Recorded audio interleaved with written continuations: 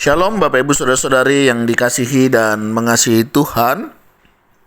Kita bersyukur hari ini Tuhan boleh memberkati kita. Mari sebelum kita membaca dan merenungkan firman Tuhan, kita berdoa. Tuhan, terima kasih, kami bersyukur hari ini Engkau boleh berkati kami. Kami boleh ada sebagaimana kami ada, ini semua karena berkat dan kemurahan-Mu. Sebentar kami akan membaca dan merenungkan firman-Mu. Berfirmanlah dan biarlah kami mengerti apa yang menjadi kehendak-Mu di dalam hidup kami. Kami berdoa di dalam nama Tuhan Yesus Kristus. Haleluya. Amin. Ayat firman Tuhan hari ini terambil di dalam kitab Yeskiel pasalnya yang ke-39. Ayat yang pertama hingga ayatnya yang ke-29. Saya akan membaca di ayatnya yang ke-23. Dan bangsa-bangsa akan mengetahui bahwa karena kesalahannya kaum Israel harus pergi ke dalam pembuangan, dan sebab mereka berubah setia terhadap aku. Aku menyembunyikan wajahku terhadap mereka, dan aku menyerahkan mereka ke dalam tangan lawan-lawannya, dan mereka semua mati rebah oleh pedang. Amin. Demikianlah firman Tuhan, mari kita merenungkannya. Bapak Ibu Saudara yang dikasihi dan mengasihi Tuhan, seringkali ketika kita melihat sebuah peristiwa, kita seringkali melihat hanya dari satu sisi. Apalagi misalnya dia merasa menjadi korban, begitu ya.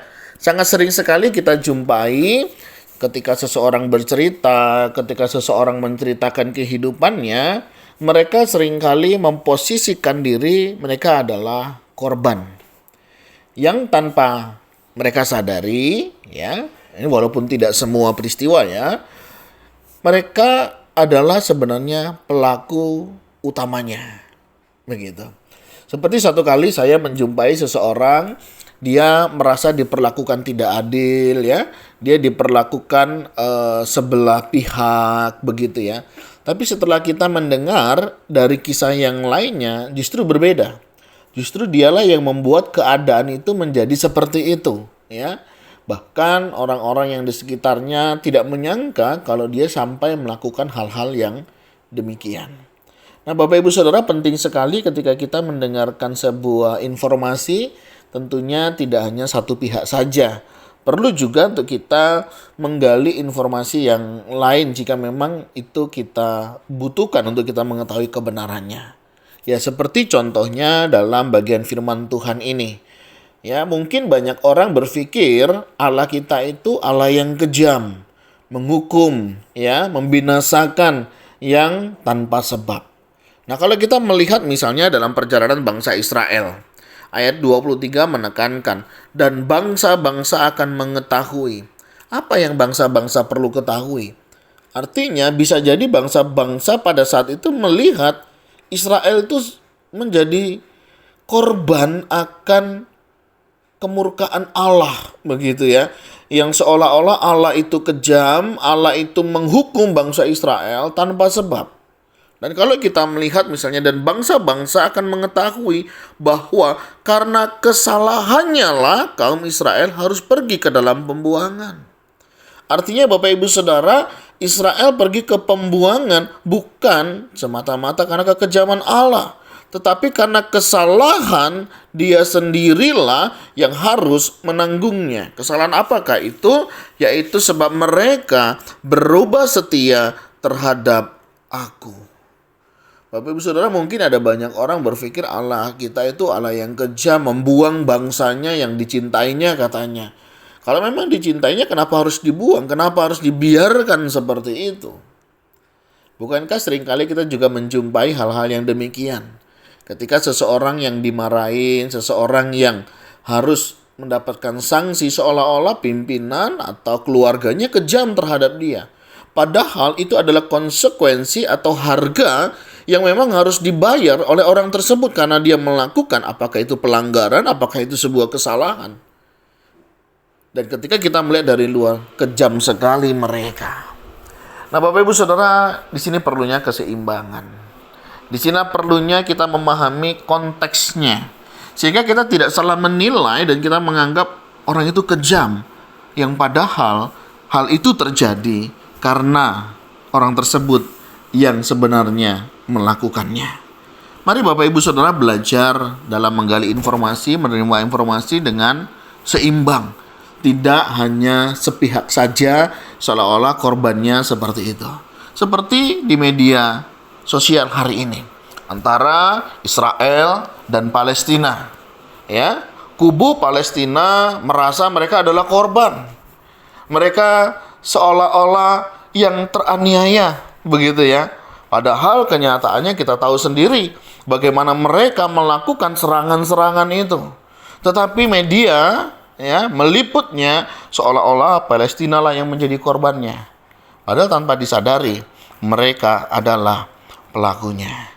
Nah, Bapak Ibu Saudara, seringkali hal ini juga terjadi di dalam kehidupan kita. Hati-hati di dalam kita menyingkapi sebuah persoalan. Ya, jangan karena kita melihat seolah-olah dia teraniaya dan dia adalah korbannya. Belum tentu, bisa jadi awalnya mereka adalah pelakunya. Mari belajar bijaksana di dalam melihat segala situasi dan percayalah Allah kita itu Allah yang luar biasa. Dia Allah yang panjang sabar, Allah yang penuh belas kasihan di dalam hidup kita. Jadi kalau terjadi sesuatu dalam hidup kita, jangan sedikit-sedikit menyalahkan Allah. Bisa jadi apa yang terjadi pada kita hari ini karena kelalaian kita. Karena kita melakukan hal-hal yang tidak berkenan di hadapannya. Dan itu adalah sebuah konsekuensi. Dan itu adalah sebuah harga yang memang harus kita bayar. Ya, jangan mudah kita sedikit-sedikit salahkan Tuhan, ya. Yang karena sebenarnya kita adalah sendiri yang menyebabkannya. Mari kita juga belajar dalam kehidupan kita hari lepas hari untuk tidak mudah menyimpulkan segala sesuatu yang tanpa kita tahu yang sebenarnya. Kiranya Tuhan Yesus menolong, memampukan setiap kita di dalam melihat karya Allah di dalam hidup kita, melihat situasi kondisi yang ada di sekitar kita, supaya kita menjadi orang yang jauh lebih bijaksana melihat segala karya Tuhan di dalam setiap kehidupan kita. Tuhan, terima kasih, kami bersyukur hari ini Kau boleh mengajarkan kami bagaimana kami menerima dan mengelola informasi sehingga kami juga boleh mengambil sebuah keputusan di dalamnya. Acap kali kami hanya melihat sebelah atau sepihak yang tanpa kami sadari seringkali kami terkecoh di dalamnya. Termasuk ketika kami melihat akan apa yang Tuhan izinkan terjadi di dalam hidup kami, seolah-olah Engkau Allah yang membiarkan hal itu terjadi, padahal kamilah yang menyebabkannya. Ampuni ya Tuhan, dan kami mau berdoa untuk setiap kami, ajar kami lebih bijaksana di dalam menyingkapi semuanya itu. Berkati juga jika ada di antara kami yang sedang mengalami pergumulan, masalah, kesehatan, Tuhan juga tolong kami untuk kami juga boleh melihat, menyadari akan siapa kami, sehingga kami tahu apa yang harus kami lakukan. Kami juga berdoa untuk kehidupan kami selanjutnya.